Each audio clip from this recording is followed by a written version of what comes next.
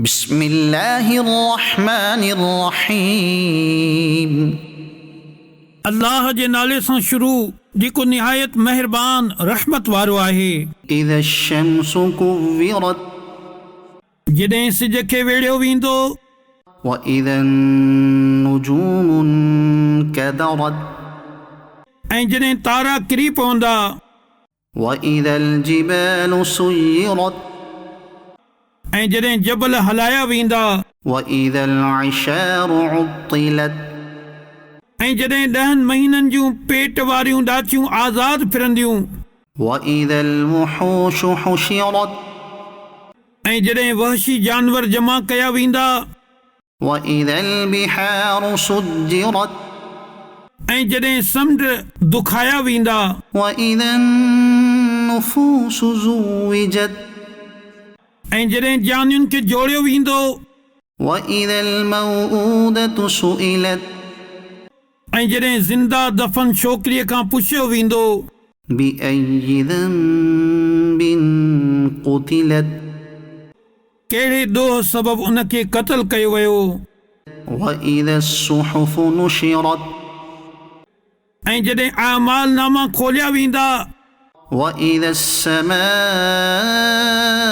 कुशितत, ऐं जॾहिं आसमान छिकियो वेंदो। व इज़ल जहीमु सुइरत, ऐं जॾहिं जहन्नम भड़कायो वेंदो। व इज़ल जन्नतु उज़्लिफत, ऐं जॾहिं जन्नत क़रीब कई वेंदी।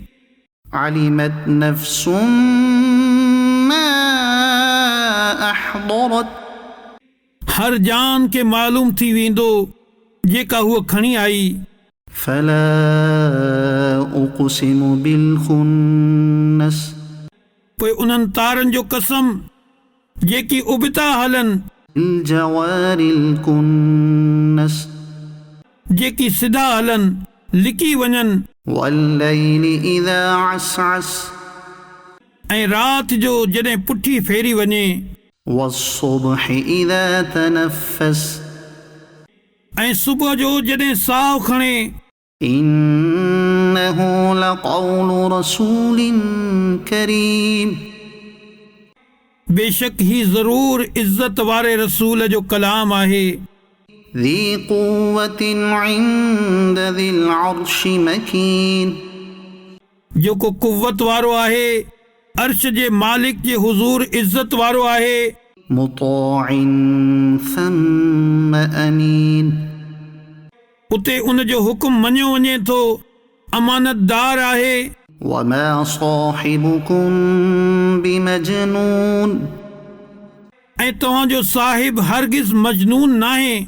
वलक़द रआहु बिल उफ़ुक़िल मुबीन, ऐं यकीनन बेशक उन हिन खे रोशन किनारे ते ॾिठो। वमा हुवा अलल ग़ैबि बिज़नीन, ऐं ही नबी ग़ैब ॿुधाइण में हरगिज़ बख़ील नाहे। वमा हुवा बिक़ौलि शैतानिर रजीम, ऐं इहो क़ुर्आन हरगिज़ मरदूद शैतान जो पढ़ियल नाहे। फ़अैन तज़हबून, पोइ तव्हां काॾे था वञो। इन हुवा इल्ला ज़िक्रुन लिल आलमीन, इहो त समूरे जहाननि जे लाइ नसीहत ई आहे।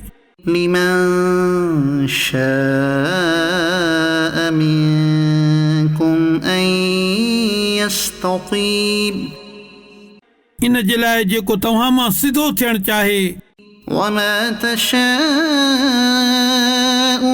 इल्ला अन यशाअ अल्लाहु रब्बुल आलमीन, ऐं तव्हां कुझु नथा चाहे सघो पर ही त अल्लाह चाहे जेको समूरे जहाननि जो रब आहे।